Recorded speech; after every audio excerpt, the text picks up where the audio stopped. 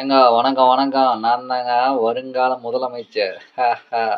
ஏங்க நாம அரசியலுக்கு வராம உங்கள சாதி, மதம், இனம், மொழி, உயர்ந்தவன், தாழ்ந்தவன் அது மட்டும் கிடையாதுங்க.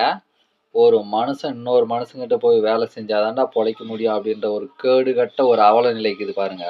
இந்த பூமியில எந்த ஒரு உயிரினமும் பிழைக்காத ஒரு பிழைப்பு. அத மாத்த ஒரு அரசியல் தலைவர் கிடையாதுங்க.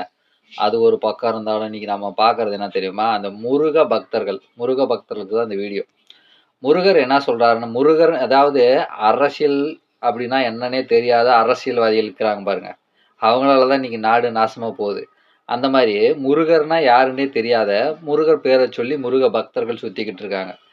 முருகர் வந்து தன்னுடைய அகத்தியரான சீடருக்கு வந்து உபதேசம் பண்றார். அந்த உபதேசம் பண்ண அத்தனை விஷயமும் சுப்பிரமணியர் ஞானம் அப்படின்ற தொகுப்பா நமக்கு இன்னைக்கு வந்து புத்தகமா ஓலைச்சுவடிகளா இருந்து பதிப்பிக்கப்பட்டு அத்தனையும் புத்தகமா கிடைக்குது.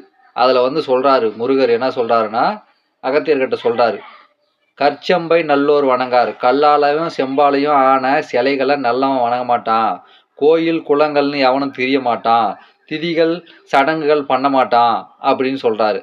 ஆனா நாம என்னடானா நம்ம சுயநலத்துக்காண்டி நாம வந்து நம்ம பிராமணனும் வேதவியாசர் போய் புராண கதையை தெரிஞ்சுக்கின்னு முருகன் கடவுள்னு சொல்லிட்டு அவனுக்கே கோயில் யாரு கட்ட வேணான்னு சொன்னாங்களோ அவனுக்கே கோயில் கட்டி வச்சுருக்கிறோம். குளங்கள் யாருக்கு வெட்ட வேணான்னு சொன்னாங்களோ அவங்களுக்கே குளங்கள் வெட்டுறோம்.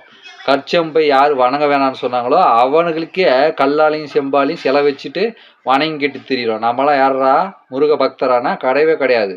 தன்னுடைய சுய விருப்பத்துக்காக, தன்னுடைய சுயநலத்துக்காக, தன்னுடைய தேவைகளை பூர்த்தி செய்வதற்காக நாமெல்லாம் சுயநலவாதிகள். அவங்ககிட்ட ஒரு முருகன் பேரை சொல்லிக்கிட்டு திரியிற சுயநலவாதிகள். அடே உண்மையிலே முருக பக்தர்கள்னா சுப்பிரமணியர் ஞானம் அப்படின்ற நூலை வாங்கி முருகர் என்ன சொன்னாங்கன்னு கேட்டு அதுபடி நடந்துக்கங்கடா. தற்குறிங்களா?